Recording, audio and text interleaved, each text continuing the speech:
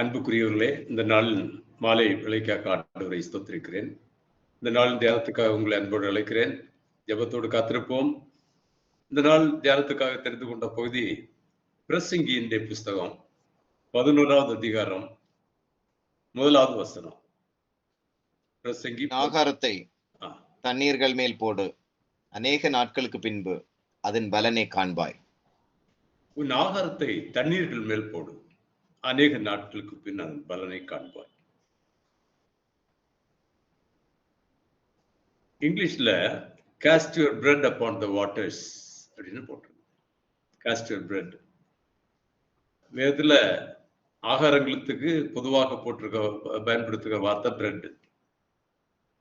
பிரெட்னு சொல்லும்போது that refers to the meeting or requirement for the body or soul. ரெண்டுக்கும் அதை use பண்ணலாம். காரணம், நம்முடைய சரீரத்துக்கு தேவையானது பிரெட், நம்முடைய ஆவிக்கு அல்ல ஆத்மாவுக்கு தேவையானது அவருடைய வார்த்தை. இயேசு கிறிஸ்து நமக்கு கர்த்தருடைய ஜெபத்தை கற்றுத்தந்த போது சொன்ன வார்த்தை, give us this day our daily bread. give us this day our daily bread. இயேசு கிறிஸ்து மீன் பண்ணது ஆவிக்குரிய உணவை தான் மீன் பண்ணாரு. காரணம், அதுக்கு முன்னாலேயும் பின்னாலேயும் சொல்லப்பட்டிருக்க அத்தனை காரியங்களும் அவருடைய ராஜ்யத்துக்குரியது. அதனால அங்க ஒரு சரீர தேவைக்காக இயேசு கிறிஸ்து ஜெபம் பண்ண எங்கேயுமே சொல்லல நமக்கு. காரணம், தகப்பனுக்கு தெரியும் பிள்ளைக்கு எப்ப சாப்பாடு கொடுக்கணும்னு. தகப்பனுக்கு தான் தெரியும், பேரண்ட்ஸுக்கு தெரியும் இல்லையா? பிள்ளை கேட்டா கிடைக்க வாங்குறாங்க இல்ல, கேட்காமலே இயேசு கிறிஸ்து சொல்ற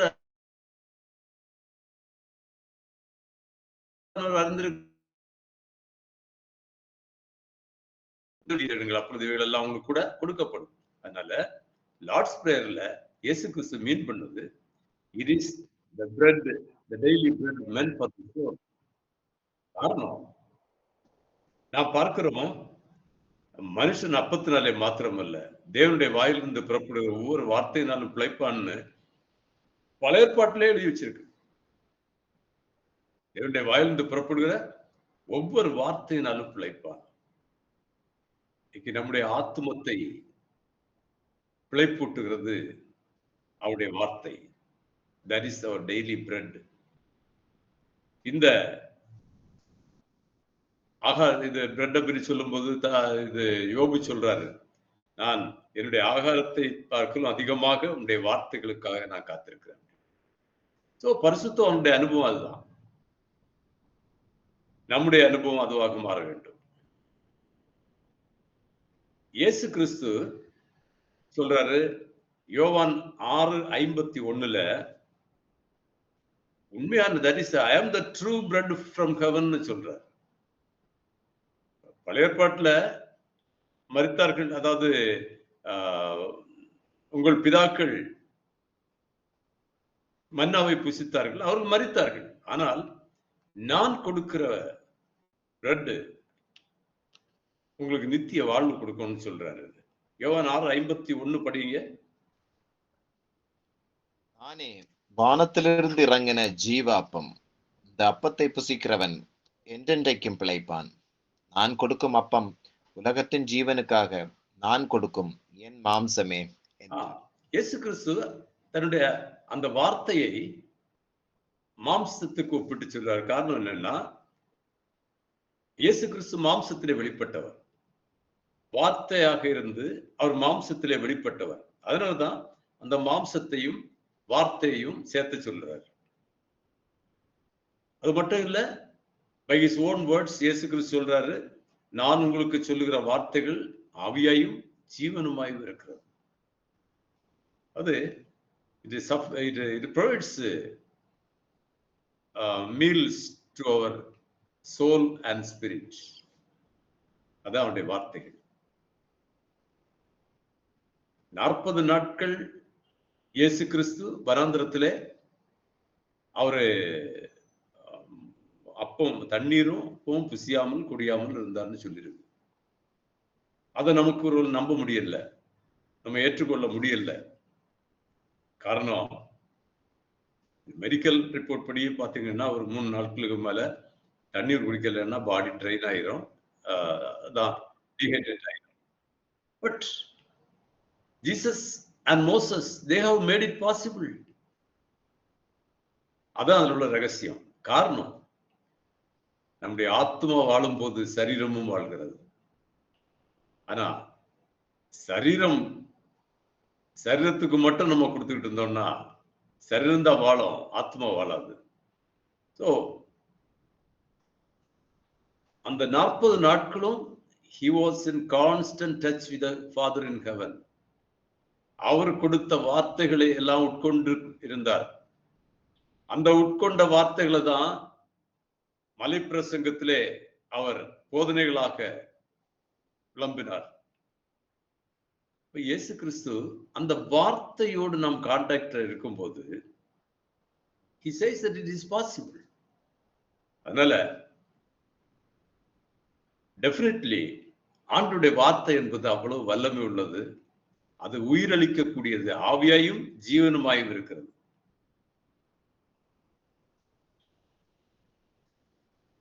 ஏசாயா 55வது அதிகாரம் 10வது வசனத்துல சொல்லும்போது, மாரியும் உறைந்த மழையும் வானத்திலிருந்து இறங்கி அவ்விடத்துக்கு திரும்பாமல் பூமியை நனைத்து அதில் முளை கிளம்பி விளையும்படி செய்து விதைக்கிறவனுக்கு விதையையும் புசிக்கிறவனுக்கு ஆகாரத்தையும் கொடுக்கிறது அப்படின்னு சொல்லி. விதைக்கிறவனுக்கு விதை, புசிக்கிறவனுக்கு ஆகாரம்.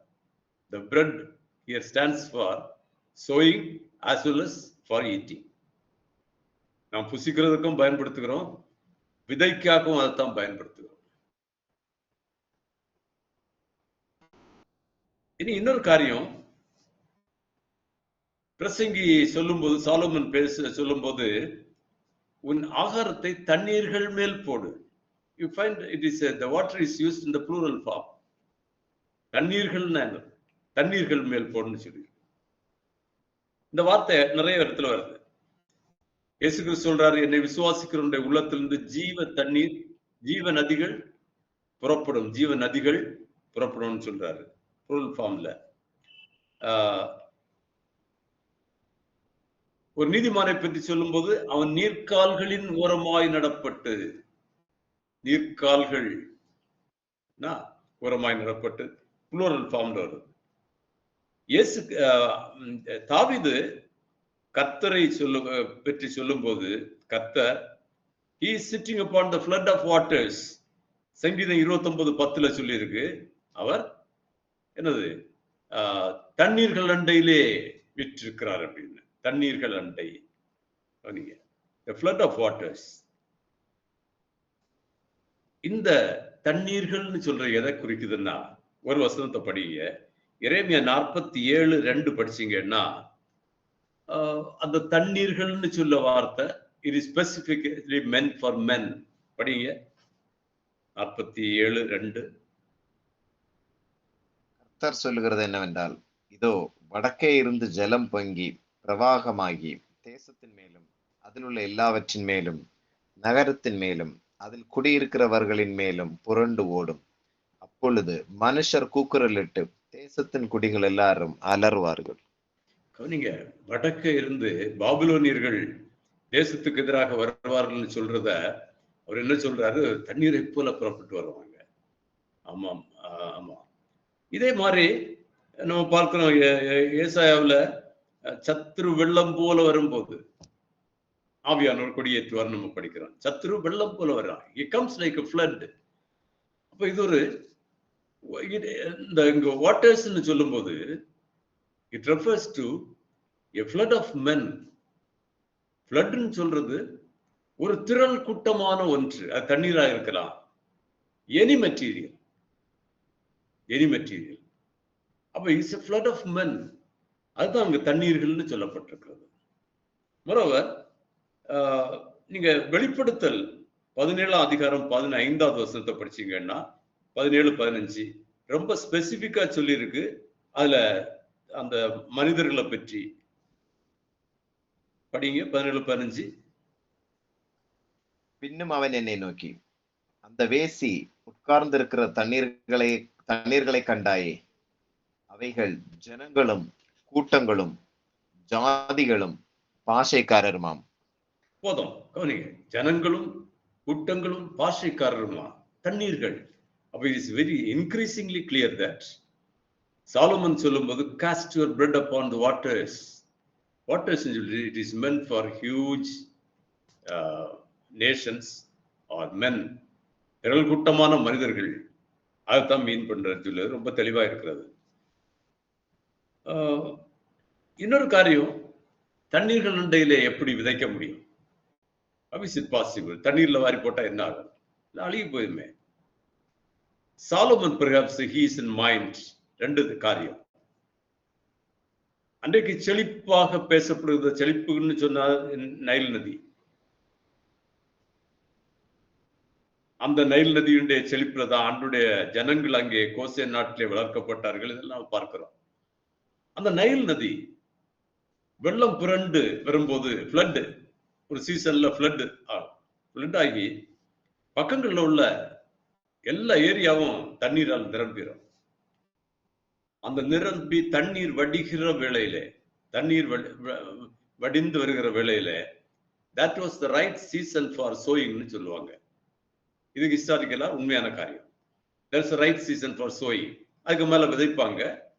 அது விதைகள் அதுல செழித்து வளரும். moreover, he must also have something in mind about the eastern countries. eastern countries-னா இங்க ஏசியன் countries. இங்க நெல் விதைகள் நம்ம எப்படி இன்றைக்கு உள்ள அவங்களுக்கு ஒரு தெரியாது. நெல் விதைக்கிறது, இதா இருக்கிறதெல்லாம் நல்ல வயல்ல உழுது தண்ணீர் பாய்ச்சி நிறைய தண்ணீர் நிற்கும். அந்த தண்ணீருக்கு மேலதான் விதைப்பாங்க. இது ஒரு சீசன்ல ட்ரை சீடிங் உண்டு, அது வேற. பட் இது மாதிரி ஒரு சீசனுக்கு இந்த தண்ணீருக்கு மேலதான் விதைப்பாங்க தண்ணீர். சோ இதை மனதில் வைத்துதான் சொல்றாரு, உன் ஆகாரத்தை தண்ணீர்கள் மேல் போடும். எப்போதுமே வேதத்துல நமக்கு ஒரு காரியத்தை, ஆவிக்குரிய சத்தியத்தை ஆண்டவர் உணர்த்தும் போது he gives it in terms of a practical example. அதுக்காக தான் இப்படிப்பட்ட காரியங்கள் சொல்லப்பட்டிருக்கு. இல்லைன்னா நேரடியா சொல்லிடலாம். ஏன் சொல்லப்பட்டிருக்குன்னா, to make our understanding better, எளிதாக நாம் புரிந்து கொள்ளக்கூடிய அளவில். சோ விதைப்பதற்கு ஒரு ட்ரை லேண்ட்ல கொண்டு விதைக்க மாட்டாங்க, தண்ணீர்கள் அவசியம். ஆனா அங்க தண்ணீர்கள்னு சொல்லுது யாரை குறிக்கிறது? மனிதர்கள். சோ இந்த ஆவிக்குரிய சத்தியத்தை சாலமன் அழகாக ஒரு பிராக்டிகல் எக்ஸாம்பிள் மூலமா நமக்கு இன்னைக்கு சொல்லி இருக்கிறாரு.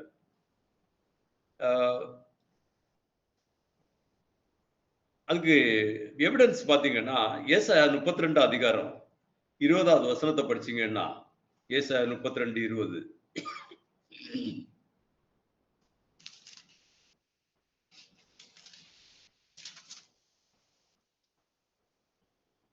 படிக்கிற, மாடுகளையும் கழுதைகளையும் நடத்தி கொண்டு போய் நீர்வளம் பொருந்திய இடங்களில் எல்லாம் விதை விதைக்கிற நீங்கள் பாக்கியவான்கள். பாத்தீங்களா? இல்ல, மாடுகளையும் கழுதைகளையும் நடத்தி கொண்டு போய், அது எதுக்குன்னா உழுவதற்காக. நீர்வளம் பொருந்திய இடங்களில் எல்லாம் விதை விதைக்கிற நீங்கள் பாக்கியவான்கள். சோ இன்றைக்குள்ள தியான வசனம் என்ன சொல்லுதுன்னு சொல்றது இந்த வசனங்கள் மூலமாக தெளிவாக நமக்கு விளங்குகிறது. இனி ஒரு காரியம், விதைக்கும் போது கண்ணீரோட விதைப்பாங்களா, மகிழ்ச்சியோட விதைப்பாங்களா? விதைக்கிறதுன்னு சொல்றது எனக்கு அந்த அனுபவம் உண்டு, அதனால சொல்றேன். ஒரு கண்ணீரின் அனுபவம் தான். Because it is filled with lot of suspense. என்ன ஆக போகுது? மழை பெய்யுமா? இந்த நெல் வளருமா? அப்படின்னு எல்லாம் நம்ம ஒரு பெரிய சஸ்பென்ஸ்ல தான் நம்ம இது பண்ணுவோம். கூடுதலா மழை பெய்தா என்ன ஆயிரும்? மழையே இல்லாம இருந்தா என்ன ஆயிரும்? எல்லாம் விதைப்போம், எல்லாம் செய்வோம். அன்றைக்கு ராத்திரி பெருமழை பெய்யும், எல்லாம் அடித்து உடைச்சி அப்படியே கொண்டு போயிடும். இதெல்லாம் அனுபவங்கள். அப்போ அதனாலதான் இயேசு கிறிஸ்து வேதத்துல சொல்லப்பட்டிருக்கிறது, அள்ளித்தூம் விதையை சுமந்து கொண்டு போகிறவன் அழுது கொண்டு போகிறான், ஆனால் அவன் திரும்பி வரும்போது என்ன செய்யறான்? கம்பீரத்துடைய மகிழ்ச்சியோடு வரான்னு சொல்லியிருக்கு.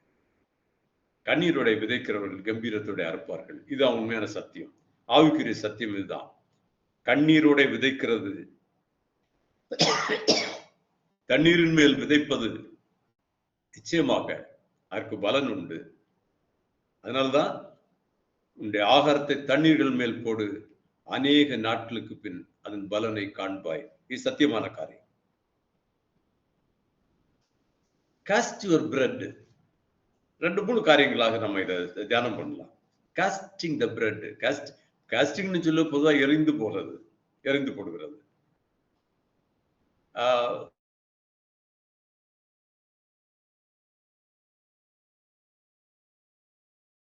யுவர் பிரெட்,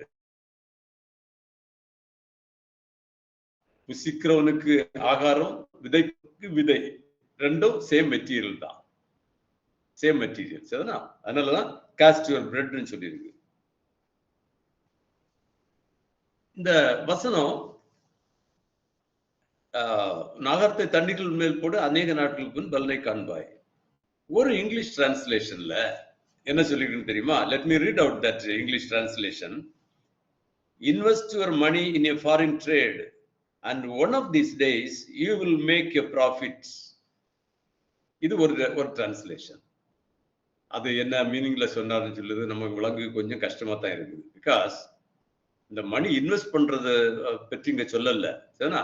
ஆனா ஒரு காரியம் உண்மை இதுல, இன்வெஸ்டிங். ரொம்ப இன்வெஸ்டிங். நாம் இன்னைக்கு ஆகாரத்தை தண்ணீர்கள் மேல் போடுறோம்னா it is an investment. And God promises that. என்ன ப்ராமிஸ் பண்றாரு? அநேக நாட்களுக்கு பின்னால் பலனை காண்பாய். ஆவிக்குரிய வாழ்க்கையில, ஆவிக்குரிய காரியத்துல விதைக்கிற விதை வீண் போகாது.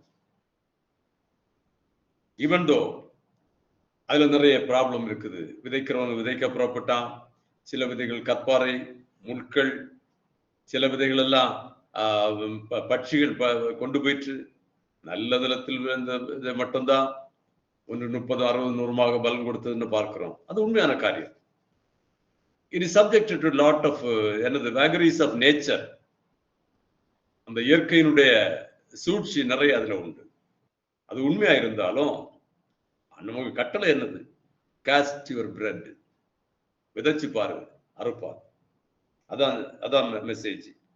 அதனாலதான் இந்த ஆள் இது பண்ணும்போது invest your money in a foreign trade அப்படின்னு சொல்லி இருக்கிறாரு. இது ஒருவேளை ஒரு பிராக்டிக்கல் எக்ஸாம்பிளுக்காக சொல்லியிருப்பாருன்னு நான் நினைக்கிறேன். மற்றபடி மீதி உள்ள எல்லா டிரான்ஸ்லேஷன்லயும் ஒரே மாதிரிதான் இருக்கு. இது மாதிரி இது கொஞ்சம் வித்தியாசமான டிரான்ஸ்லேஷன். ஸோ இந்த டிரான்ஸ்லேஷன்ல நம்ம படிக்கிறது என்னன்னு பாத்தீங்கன்னா 2 வார்த்தை, ஒன்னு இன்வெஸ்ட், இன்னொன்னு ஃபாரின். ரொம்ப இயேசு கிறிஸ்து நமக்கு தெளிவாக சொன்னார். நம்ம லோக்கல் பேங்க்ல போட வேண்டாம்னு சொன்னாரு, ஃபாரின் பேங்க்ல தான் போட சொன்னாரு. ஞாபகம் இருக்கு இல்லையா? பூமியிலே உங்களுக்கு பொக்கிஷங்களை சேர்த்து வைக்க வேண்டாம், பரலோகத்திலே உங்களுக்கு சேர்த்து வைங்க அப்படின்னு சொன்னார். அப்ப இந்த டிரான்ஸ்லேஷன் பார்க்கும்போது அதுல ஆவிக்குரிய சத்தியம் உண்மைதான். You are investing that in a foreign bank. நம்முடைய குடியிருப்பு காரணம், நம்முடைய குடியிருப்பு பரலோகத்தில் இருக்கிறது. அதான் நம்ம குடியிருப்பு. இப்ப நாம் அந்நியர்கள், பரதேசிகளா இருக்கிறோம். நம்முடைய actual citizenship is in heaven. அதனால ஆண்டவர் சொன்னாரு, பரலோகத்திலே உங்களுக்கு பொக்கிஷங்களை சேர்த்து வைங்கன்னு சொன்னார். அது மட்டும் இல்ல, நீங்கள் மாளும் போது உங்களை நித்தியமான வீடுகளில் ஏற்றுக்கொள்ளார் உண்டாகும்படி அனிதமான உலக பொருள்னாலே உங்களுக்கு சிநேகிதரை சம்பாதியுங்கள். இது இயேசு கிறிஸ்து நமக்கு சொன்ன ஒரு காரியம். அதனால all this refers to investing our money or investing our bread, investing our livelihood. அதாவது இங்க வெறும் பிரெட் மட்டும் சொல்லல, இந்த பிரெட் மட்டும் சொல்லல, இங்க சொல்லப்பட்டிருக்கிறது whatever it is dear to us. ஆண்டவருடைய வார்த்தை அல்லது நாம் அதிகமாக வாழ்க்கையிலே நாம் பயன்படுத்துக. That is something which is considered very dear to us. You cast away that bread. You invest it. அதான் இன்றைக்கு செய்தி. பவுல் தீமோத்தேயுக்கு எழுதும் போது 1 தீமோத்தேயு 6வது அதிகாரம் 18வது 19வது வசனத்தை படிச்சீங்கன்னா அவர் ஒரு காரியத்தை சொல்றாரு. ரியல் இன்வெஸ்ட்மெண்ட் சொல்றது என்னது? இன்வெஸ்ட்மெண்ட் இஸ், அதாவது நல்ல பொக்கிஷத்தை ஆதாரமாக வைக்கும்படி அவர்களுக்கு கட்டளையிடுன்னு சொல்றாரு. அந்த வசனத்தை படிங்க. 1 தீமோத்தேயு 6 18 19. நன்மை செய்யவும் நற்கிரியைகளில் ஐஸ்வர்யவான்களாகவும் தாராளமாய் கொடுக்கிறவர்களும் உதார குணம் உள்ளவர்களுமாய் இருக்கவும் நித்திய ஜீவனை பற்றி கொள்ளும்படி வருங்காலத்திற்காக தங்களுக்கு நல்ல ஆதாரத்தை பொக்கிஷமாக வைக்கவும் அவர்களுக்கு கட்டளையிடும். கவனிங்க, நித்தியத்திற்காக நம்ம இன்வெஸ்ட் பண்றது, அதற்கு நல்ல ஆதாரங்களை பொக்கிஷமாக வைக்கும்படி அவர்களுக்கு கட்டளையிடு. ஆண்டவர் சொல்ற காரியம், இன்னைக்கு அனிதமான பொருள் இந்த உலகத்திலே அழிந்து போகிற ஒன்று. இத நித்தியத்திலே உங்களை ஏற்றுக்கொள்ளார் உண்டாகும்படி அதற்காக என்ன செய்யுங்க, பயன்படுத்துங்கன்னு சொல்றாரு. எவ்வளவு அருமையான காரியம். இன்னைக்குள்ள தியான வசனம் தான், cast your bread upon the waters. ஆமா, ஆகாரத்தை தண்ணீர்கள் மேல் போடு. You make a real investment. casting your bread ன்னு சொல்லும்போது இன்னொரு காரியம், casting the net. casting the net. பேதுரு ஊழியத்துக்கு அழைக்கும் போது பேதுருடைய வாழ்க்கையில லைவ்லிஹுட் என்னது? மீன் பிடிக்கிறது தான். மீன் பிடிச்சு அது நல்ல பிழைப்பு. அவர் என்ன சொல்றாரு? You cast your bread, your net on the right side. ஊழியத்துக்கு அழைத்த போது you cast your bread on the deep waters. 2 occasionally இதே மாதிரி சொன்னாரு, casting the net. அதாவது வலையை விரிக்காம என்ன கிடைக்காது? மீன் கிடைக்காது. வலையை விரிக்க சொல்றாரு. அப்ப இன்னைக்கு பண்ணக்கூடிய investment, that is a casting the net. என்னது? மனுஷரை பிடிப்பதற்கான வலைகள். அதானே பேதுருக்கு அழைப்பு, மனுஷரை பிடிப்பதற்கான வலை. சோ அந்த casting the netன்னு சொல்றது casting the bread மாதிரி. சரினா? ரெண்டுக்கும் பெரிய பொருத்தமான ஒன்று. இன்றைக்கு நம்முடைய தாளந்துகள், ஆண்டவர் நமக்கு தாளந்துகள் இல்லாதது யாருமே இல்லை. மாற்றுத்திறனாளிகள் உட்பட எல்லாருக்கும் தாளந்துகள் இருக்கிறது. ஆண்டவர் சொல்றது, cast your talents for God's sake, for gospel's sake. அதற்காக நம்முடைய தாளந்துகளை பயன்படுத்தணும்னு சொல்றாரு. எபேசியர் 5வது அதிகாரம் 15வது 16வது வசனத்துல பவுல் சொல்லும் போது, நாட்கள் பொல்லாதவைகளானது, காலத்தை பிரயோஜனப்படுத்துங்க. அதுல இன்னொரு காரியத்தை அடிஷனலா சொல்றாரு. அந்த வசனத்தை படிங்க. ஆனபடியினாலே நீங்கள் ஞானமற்றவர்களைப் போல நடவாமல் ஞானமுள்ளவர்களைப் போல கவனமாய் நடந்து கொள்ள பார்த்து நாட்கள் பொல்லாதவைகளானபடியால் காலத்தை பிரயோஜனப்படுத்திக் கொள்ளுங்கள். நீங்க ஞானம் உள்ளவர்களாக நடந்து கொள்ளுங்கள் சொல்றாரு. ஞானம் உள்ளவன் தான் என்னது? ஆத்துமாக்களை ஆதாயம் பண்ணுகிறவன் தான் ஞானம் உள்ளவன். ஆண்டவருடைய பணி என்பது ஆத்தும ஆதாய பணிதான். அது எந்த பணியா இருந்தாலும் சரி, சர்ச் மினிஸ்ட்ரியா இருக்கலாம், மிஷனரி ஊழியமா இருக்கலாம், ஆத்தும ஆதாய பணிதான் தேவனுடைய பணி. அதை செய்கிறார்களா இல்லையா அது ரெண்டாவது. ஆண்டவர் இன்டென்ட் பண்ணது அதான், அது ஆத்தும ஆதாய பணிதான். இன்னைக்கு ஆண்டவர் நமக்கு அது ஞானம் உள்ளவர்கள். காலங்கள் பொல்லாது, காலங்கள் வர வர கொடிதாக மாறிக்கொண்டே இருக்கிறது. அன்றைக்கு ஊழியம் செய்த இடங்கள்ல இன்றைக்கு ஊழியம் செய்ய முடியல, பெரிய தடைகள்.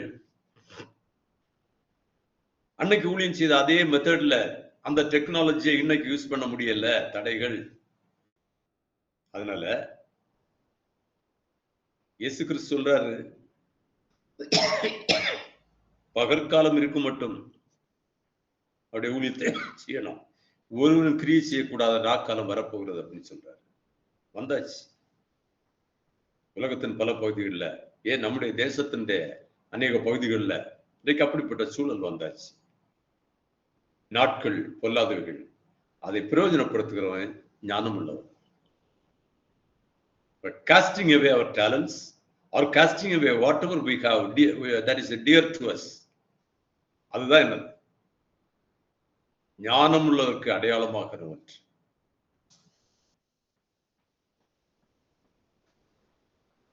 அடுத்தது சொல்லக்கூடிய காரியம், divide your portion. பிரசங்கி 11வது அதிகாரம் 2வது வசனத்தை படிங்க. 1வது வசனம் தான் நம்முடைய தியான வசனம். பிரசங்கி 11:2 படிங்க.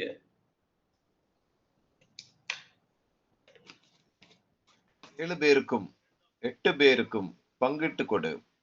பூமியின் மேல் என்ன ஆபத்து நேரிடுமோ உனக்கு தெரியாது. 7 பேருக்கும் 8 பேருக்கும் பங்கிட்டு கொடு. இந்த 7 பேர் 8 பேர்னு சொல்றது அது ஒரு விதமான ஒரு யூசேஜ். பைபிள்ல இது அநேக இடங்கள் நாம் பட்டிருக்கோம். கர்த்தர் 6 காரியங்களை வெறுக்கிறார், 7 அவருக்கு அருவருப்பானவைகள். 6 7 சரிங்களா? ஸோ இது வந்து ஒரு போயட்ரிக் லாங்குவேஜ். இப்படி நிறைய இடத்துல வருது. 7 70 தரம் இதே மாதிரி படிச்சிருக்கிறோம். இது இதில் மீன் பண்றது an exercise of sharing.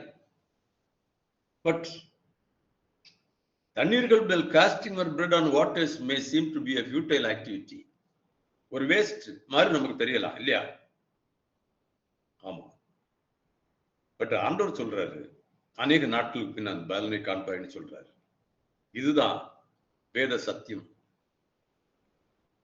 நம்ம இன்றைக்கு நிறைய வசனங்கள் எல்லாம் இன்னைக்கு விதைக்கிறாங்க அப்படின்னு எல்லாம் விதைச்சு எவ்வளவு விதைக்கிறாங்க எவ்வளவு அறுக்கிறாங்க அப்படின்னு பார்த்தா குறைவுதான்.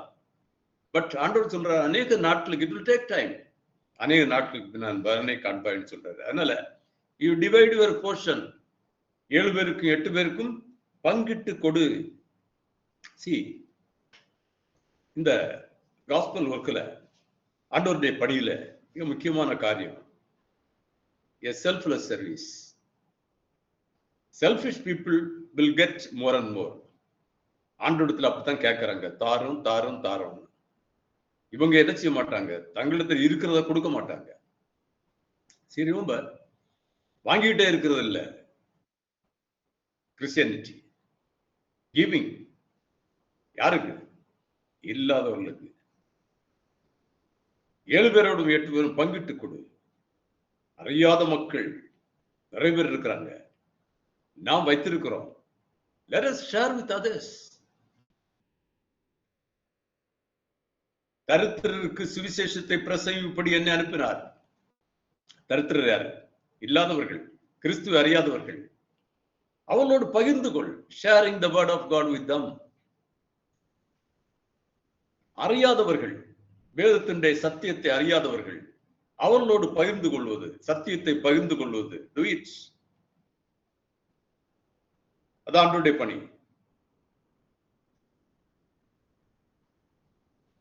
அந்த ஷேரிங்கை பற்றி சொல்லும்போது, the principle of sharing is the sharing should be out of a generous mind. A generous mind. அதான் 2 கொரிந்தியர் 8:9 சொல்லும்போது, 2 கொரிந்தியர் 8:9 தெசலோனிக்கே சபையை பற்றி கொரிந்திய சபைக்கு சொல்லுகிறார். ஒரு காலத்துல அவர்கள் தரித்திரத்திலே கொடுத்தாங்க, இன்னைக்கு நீங்க வாழ்வு பெற்றிருக்கிறீங்க, உங்கள் ஐஸ்வர்யம் அவர்களுக்கு தரித்திரத்தில் இருக்கிறாங்க அவங்களுக்கு உதவி செய்வதாக அப்படின்னு சொல்றாரு. அந்த வசனத்தை படிங்க. 8:9. நம்முடைய கர்த்தராகிய இயேசு கிறிஸ்துவின் கிருபையை அறிந்திருக்கிறீர்களே. அவர் ஐஸ்வர்யம் உள்ளவர்களாயிருந்தும் நீர் அவருடைய தரித்திரத்தினாலே ஐஸ்வர்யவான்கள் ஆகும்படிக்கு உங்கள் நிமித்தம் தரித்திரரானாரே. கௌரிங்க, அதை தொடர்ந்து நம்ம படிக்கும் போது 13-14 படிங்க. மற்றவர்களுக்கு சகாயமும் உங்களுக்கு வருத்தமும் உண்டாகும்படி அல்ல, சமநிலை இருக்கும்படியாகவே சொல்லுகிறேன். எப்படி எனில், மிகுதியாய் சேர்த்தவனுக்கு அதிகமானதும் இல்லை, கொஞ்சமாய் சேர்த்தவனுக்கு குறைவானதும் இல்லை என்று எழுதியிருக்கிற பிரகாரம் போதும். இந்த சமநிலை பிரமாணம், சமநிலை பிரமாணம் என்பது எல்லாரும் சத்தியத்தை அறியணும். ஆண்டவருடைய சித்தம் என்னது? ஒருவரும் கெட்டு போக கூடாது, எல்லாரும் சத்தியத்தை அறிகிற அறிவிலே வளரணும். இது ஆண்டவருடைய சித்தம். இந்த எல்லாரும் சத்தியத்தை அறிகிற அந்த அறிவை பண்ணோம்னா நாம் சேர்த்து வைக்க கூடாது, அதை ஸ்ப்ரெட் பண்ணதான் வேணும். You have to cast it away, divide the portion others. இந்த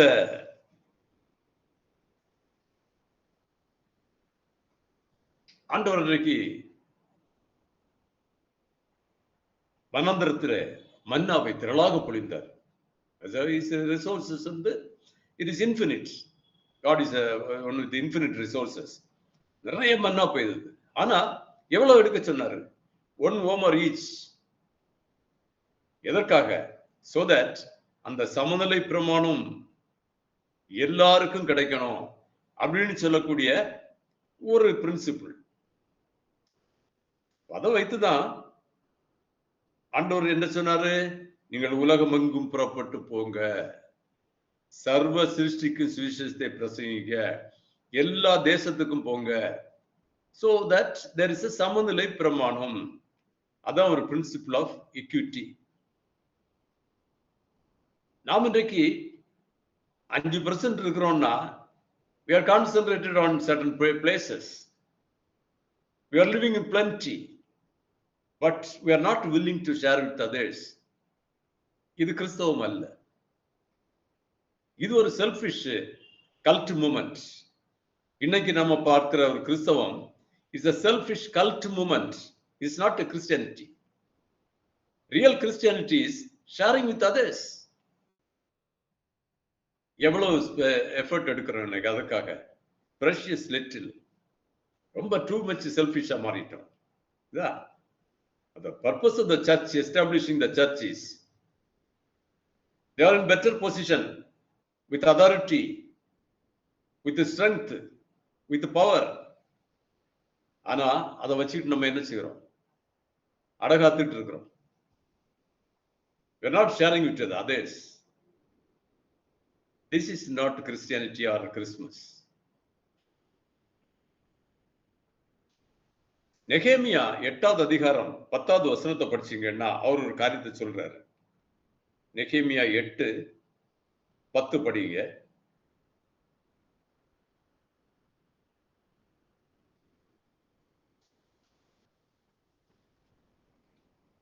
படிங்க 8:10. பின்னும் அவன் அவர்களை நோக்கி, நீங்கள் போய் கொழுமையானதை புசித்து மதுரமானதை குடித்து ஒன்றுமில்லாதவர்களுக்கு பங்குகளை அனுப்புங்கள். இந்த நாள் நம்முடைய ஆண்டவருக்கு பரிசுத்தமான நாள். விசாரப்பட வேண்டாம், கர்த்தருக்குள் மகிழ்ச்சியாயிருப்பதே உங்களுடைய பலன் என்றான். கவனிங்க, what is the sense of celebration? What is the spirit behind the celebration?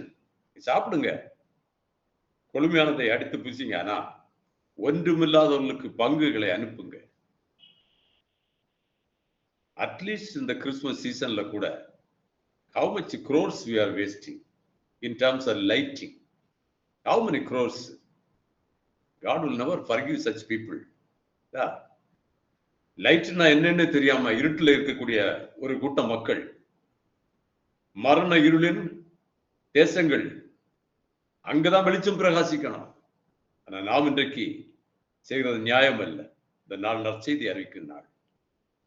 அந்த சூழல்ல தான் நெகேமியா சொல்றாரு, ஒன்றுமில்லாதவர்களுக்கு பங்குகளை அனுப்புங்க. So divide your portion. That is part of the casting the bread upon the waters. இன்னொரு காரியம், Solomon calls for sowing the word of God. Solomon வந்து ஆக்சுவலா மீன் பண்ணது ஆகாரத்தை தண்ணீர்கள் மேல போட சொல்லல. அவர் என்ன மீன் பண்ணார்னு படிங்க. சாப்டர் 11 4வது வசனத்தை படிங்க. பிரசங்கி 11:4 படிங்க. காற்றை கவனிக்கிறவன் விதைக்க மாட்டான், மேகங்களை நோக்குகிறவன் அறுக்க மாட்டான். 6வது வசனத்தை படிங்க. காலையிலே உன் விதையை விதை, மாலையிலே உன் கையை நெகிழ விடாதே.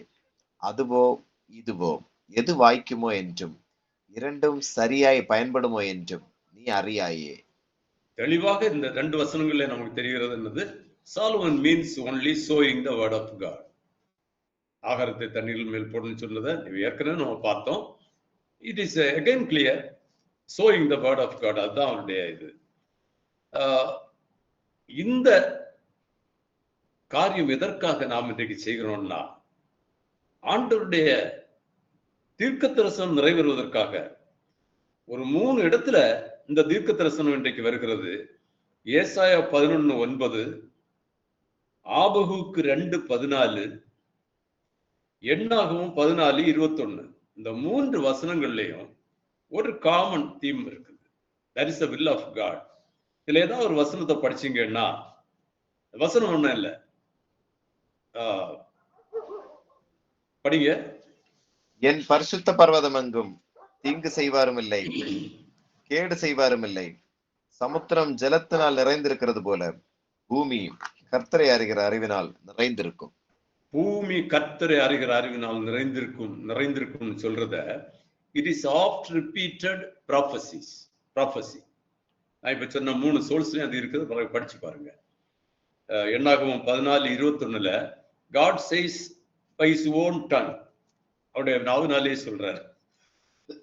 மற்ற 2 இடங்கள்லயும் ஆபகுக் தீர்க்கதரிசியும் ஏசாயா தீர்க்கதரிசியும் சொல்றாங்க.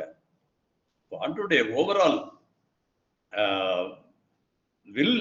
the will of God எதுன்னு பாத்தீங்கன்னா, பூமி கர்த்தரை அறிகிற அறிவினாலே நிறைந்திருக்க வேண்டும். இந்த பூமி கர்த்தரை அறிகிற அறிவினால் நிறைந்திருக்க வேண்டும் என்றால், பூமியில் உள்ள மனிதர்கள் எல்லாரும் அவரை அறிகிற அறிவிலே வளர வேண்டும். வளர வேண்டும் என்றால் ஆகாரத்தை என்ன செய், தண்ணீர்கள் மேல் போடு. Invest your money, invest your talent, invest your bread, or invest whatever is dear to us. அதான் சாலமன் மீன் பண்ணுகிறார்.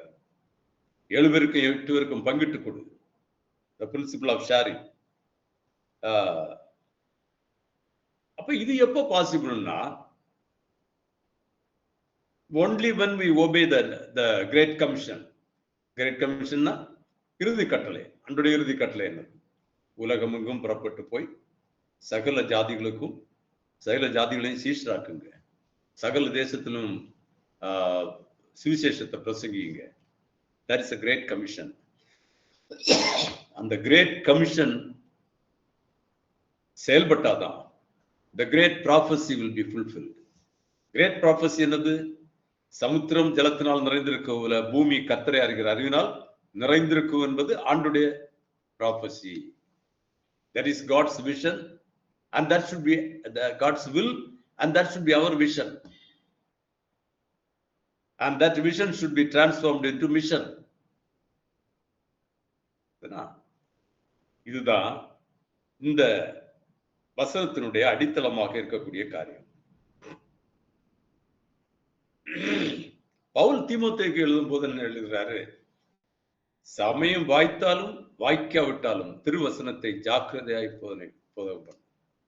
ரிமெம்பர், சமயம் வாய்க்கணும்னு எதிர்பார்க்கவே முடியாது.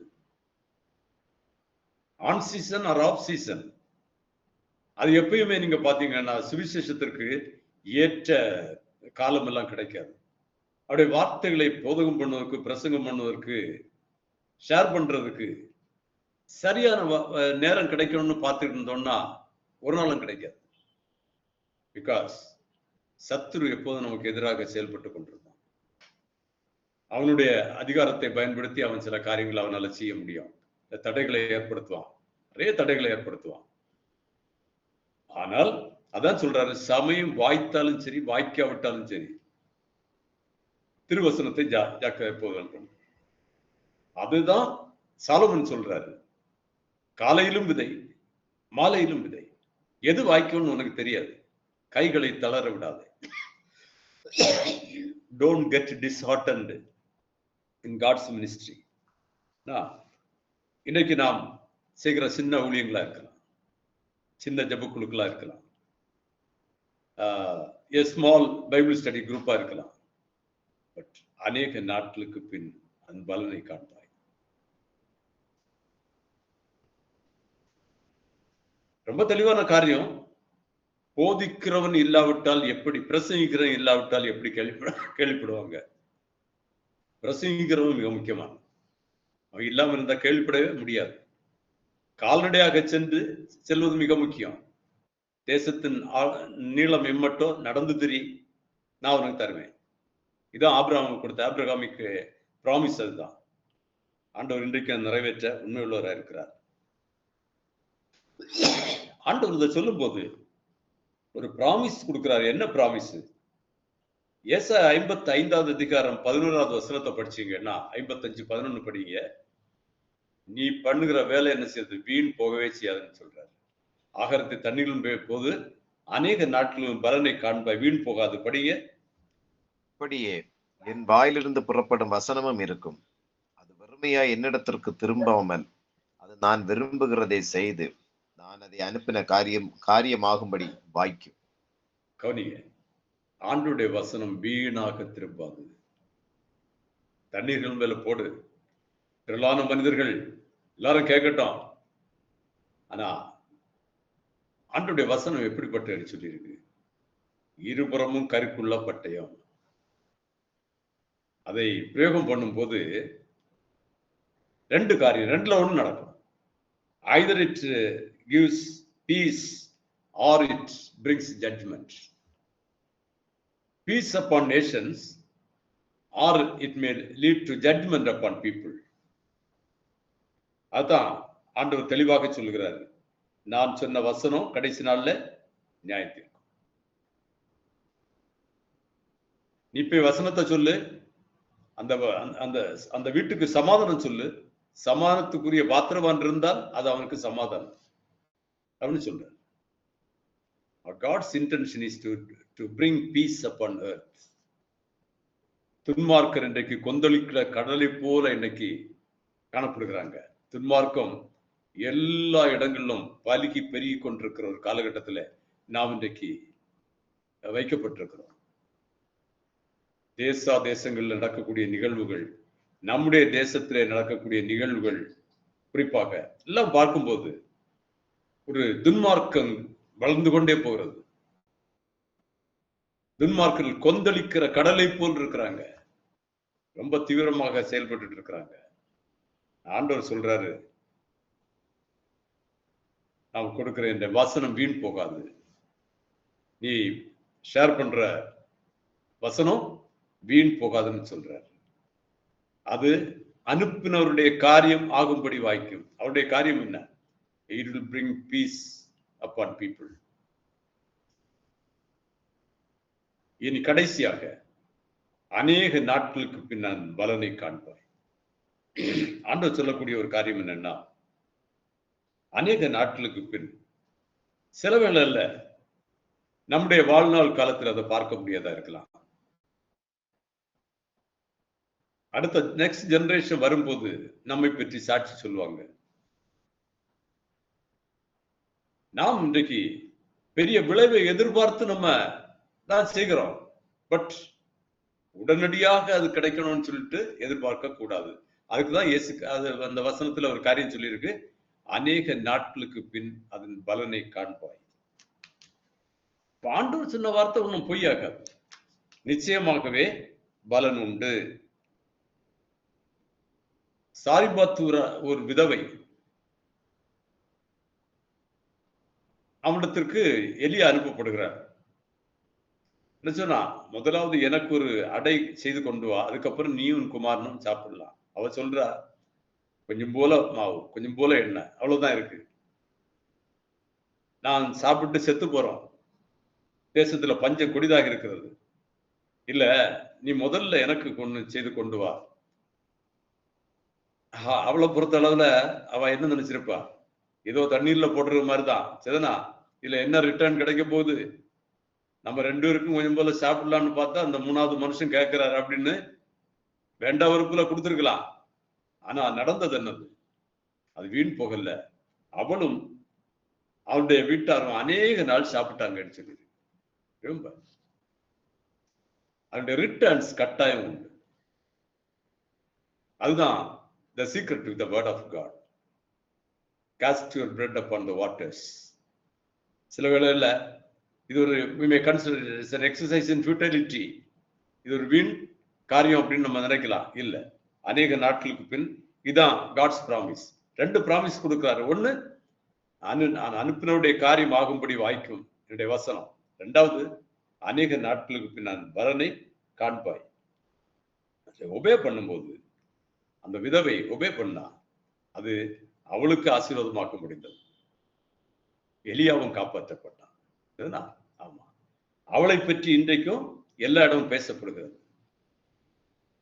ஒரு நலதம் என்கிற ஒரு விலையேறப்பெற்ற ஒரு அலபாஸ்டர் ஆயின்மெண்ட் அன்றைக்கு ரொம்ப உயர்ந்ததாக பேசப்பட்டது. 300 பணம், 1 மாசம் சேலரி. அதை அன்றைக்கு அவன் என்ன செய்தா, உடைத்து she anointed Jesus. காரணம் என்ன? அதுல முக்கியமானது அலபாஸ்டர் ஆயின்மெண்ட் இல்ல, முக்கியமானவர் யார்? இயேசு கிறிஸ்து. அவருக்காக Jesus Christ appreciated her, but others deprecated her, depreciated. என்ன சொன்னாங்க? இது என்ன இந்த வீண் செலவு, இதற்கு இதை விற்று தரித்திரத்தை கொடுத்துக்கலாமே அப்படின்னு எல்லாம் சொன்னாங்க. நோ, அவள் செய்தது எல்லா இடமும் சொல்லப்படும். இந்த சுவிசேஷம் எங்கெல்லாம் உலகத்தில் அறிவிக்கப்படுகிறதோ அங்கெல்லாம் அவள் செய்தது சொல்லப்படும். இவங்க ஆண்டவர் பெயரை பெருமைப்படுத்துவார். ஆபிரகாமுக்கு கொடுத்த வாக்குத்தத்தம் தான், நான் உன் பெயரை பெருமைப்படுத்துவேன். ஆண்டவர் உண்மை உள்ளவர். இதா நம்ம பெருமைக்காக செய்ய வேண்டாம், ஆண்டவர் பெருமைப்படுத்துவார், கனப்படுத்துவார்.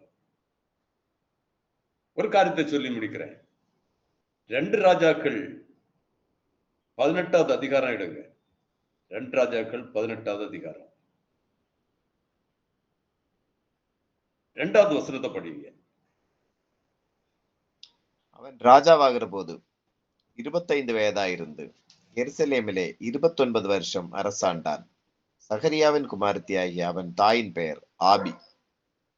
5வது வசனம் படிங்க. அவன் இஸ்ரவேலின் தேவனாகிய கர்த்தரின் மேல் நம்பிக்கையிலே அவனுக்கு பின்னும் அவனுக்கு முன்னும் இருந்த யூதாவின் ராஜாக்களில் எல்லாம் அவனை போல் ஒருவனும் இருந்ததில்லை. எசேக்கியா ராஜாவை பற்றி சொல்லி இருக்கு பாருங்க. எசேக்கியா ராஜா, அவனை பற்றி ஆண்டவர் பெரிய ஒரு சர்டிபிகேட் கொடுக்கிறாரு. அவனை போல ஆண்டவரோட உத்தமமா இருந்தது வேற யாரும் இல்லை அப்படின்னு சொல்லி இருக்காரு, இன்க்ளூடிங் என்னது தாவீது. அப்படிப்பட்ட ஒரு சாட்சி பெற்றவன். எசேக்கியாவை பார்த்து ஒரு நாள் சொல்றாரு, எப்பா உனக்கு காலம் முடிஞ்சு போச்சு, நீ யூ செட்டில் யுவர் திங்ஸ் அப்படின்னு சொல்றாரு. உனக்கு வீட்டு காரியங்களை ஒழுங்குபடுத்து, நீ பிழைக்க மாட்டா அப்படின்னு. ஒரு வியாதி வந்து எசேக்கியா சுவர்புறமாக திரும்பி அழுதான். அவன் அழுதுக்கு ஒரு முக்கியமான காரியம் என்னன்னு தெரியுமா? அதான் நீங்க ஒரு வசனம் படிங்க. ஏசாயா 38வது அதிகாரம் 14வது வசனம் படிங்க. ஏசாயா 38:14 படிச்சீங்கன்னா அவன் அழுவதற்கு மிக முக்கியமான காரியம் உண்டு. அவன் நாட்டில் நீட்டித்து கொடுப்பதற்காக மட்டுமல்ல, இந்த காரியம் தான் முக்கியம். படிங்க. நம்மட்டை போலும் தகைவலான் குருவியை போலும் கூவினேன், புறாவை போல் புலம்பினேன், என் கண்கள் உயர பார்க்கிறதுனால் பூத்து போயின. கர்த்தாவே, ஒடுங்கி போகிறேன், என் காரியத்தை மேற்போட்டு கொள்ளும் என்றேன். என்னுடைய காரியத்தை மேற்கொண்டு கொள்ளும். என்னன்னு தெரியுமா? அவனுக்கு அவனுடைய சிங்காசனத்துல அடுத்தது வர்றதுக்கு பையன் கிடையாது, மகன் இல்லை. அந்த ஒரு பெரிய குறை அவனுடைய உள்ளத்துல இருக்குது. அந்த நேரம் பார்த்து ஆண்டவர் சொல்றாரு, நீ உன் வீட்டு காரியங்கள் எல்லாம் ஒழுங்குபடுத்துன்னு சொல்றாரு. எப்படியும் 15 வருஷம் நீட்டி கொடுத்தார். நீட்டித்து கொடுத்தவர் அவருடைய 3வது வருஷத்துல ஒரு பையன் பிறக்கிறான். 15 வருஷம் முதல்ல ஃபர்ஸ்ட் 3 ஒரு பையன் பிறக்கிறான். அவன் பிறந்து எசேக்கியா மரணம் அடைவதற்கு முன்பதாக அவன் அரியணை ஏறுகிறான். எனது 12வது வயசுல. அந்த 12வது வயசுல அரியணை ஏறுகிறான். அவன் பேர் என்ன? மனாசே. மனாசேன்னு சொன்னா நமக்கு தெரியாம இருக்காது. காரணம் என்னது? 55 வருஷம் அவன் ராஜாவா இருந்திருக்கிறான். ஒரு துஷ்ட ராஜா, த மோஸ்ட் விக்கெட்னு வேதத்துல சொல்லப்பட்டிருக்கிறது. அந்த ஆகாபை பற்றி சொல்லியிருக்கு, துஷ்ட ராஜான்னு சொல்லியிருக்கு. அவனை விட இவன் ஒரு மோர் விக்கெட். அது ரொம்ப தெளிவாக சொல்லப்பட்டிருக்க காரியம். 2 ராஜாக்கள் 21 அதிகாரம் 1வது வசனம் படிங்க. 2 ராஜாக்கள் 21:1. மனாசே ராஜாவாகிற போது 12 வயதாயிருந்து 55 வருஷம் எருசலேமிலே அரசாண்டான். அவன் தாயின் பெயர் எப்சிபாள். 55 வருஷம் அவன் அரசாண்டிருக்கான். ஆனா மோஸ்ட் விக்கெட் கிங். என்ன நடந்தது தெரியுமா? அவன் கர்த்தரின் பார்வைக்கு பொல்லாப்பானதை செய்து தன் தகப்பனாகிய எசேக்கியா இடித்து போட்ட மேடைகளை திரும்பவும் கட்டி பாகாலுக்கு பலிபீடங்களை எடுப்பித்து இஸ்ரவேலின் ராஜாவாகிய ஆகாப் செய்தது போல விக்கிரத்தோப்பை உண்டாக்கி வானத்தின் சேனைகளை எல்லாம் பணிந்து கொண்டு அவைகளை சேவித்தான். கவனிங்க, எசேக்கியா இதுக்கா கேட்டான், ஒரு பையனை கேட்டான். எசேக்கியா இல்ல, அன்னைக்கு மரித்து போயிட்டான். இப்படிப்பட்ட ஒரு கொடுமையான காரியம் நடந்திருக்கு பாருங்க.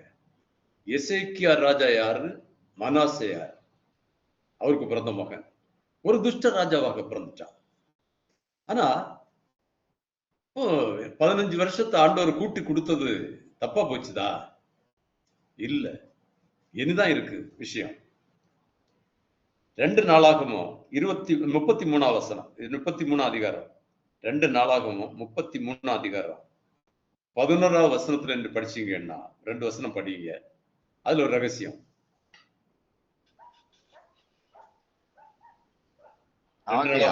கர்த்தர் அசீரிய ராஜாவின் சேனாதிபதிகளை அவர்கள் மேல் வரப்பண்ணினார். அவர்கள் மனாசேயை முட்செடிகளில் பிடித்து 2 வெண்கல சங்கிலியால் அவனை கட்டி பாபிலோனுக்கு கொண்டு போனார்கள். இப்படி அவன் நெருக்கப்படுகையில் தன் தேவனாகிய கர்த்தரை நோக்கி கெஞ்சி தன் பிதாக்களின் தேவனுக்கு முன்பாக மிகவும் தன்னை தாழ்த்தினான். அவரை நோக்கி அவன் விண்ணப்பம் பண்ணி கொண்டிருக்கிற போது அவன் கெஞ்சுதலுக்கு இறங்கி அவன் ஜெபத்தை கேட்டு அவனை திரும்ப எருசலேமில் உள்ள தன்னுடைய ராஜ்யத்திற்கு வர பண்ணினார். கர்த்தர் தேவன் என்று அப்பொழுது மனாசே அறிந்தான். கவனிங்க, என்ன அருமையான ஒரு முடிவுன்னு பாத்தீங்களா? ஆரம்பம் ரொம்ப மோசமான ஆரம்பம், ஆனா முடிவு நல்ல முடிவு. எப்படி? ஒரு துஷ்டன் துன்மார்க்கன். அவன் யாரு? எசேக்கியாவுக்கு மகன், வேற யாரும் இல்ல.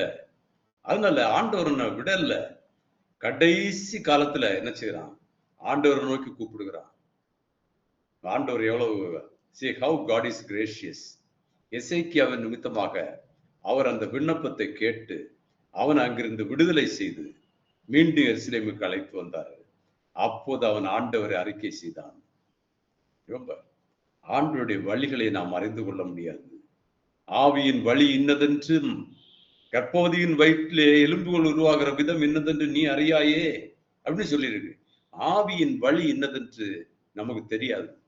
அதனாலதான் சொல்றாரு, என்னது, நாகத்தை தண்ணீர்கள் மேல் போடு, அநேக நாட்களுக்கு பின்னர் பலனை காண்பாய்.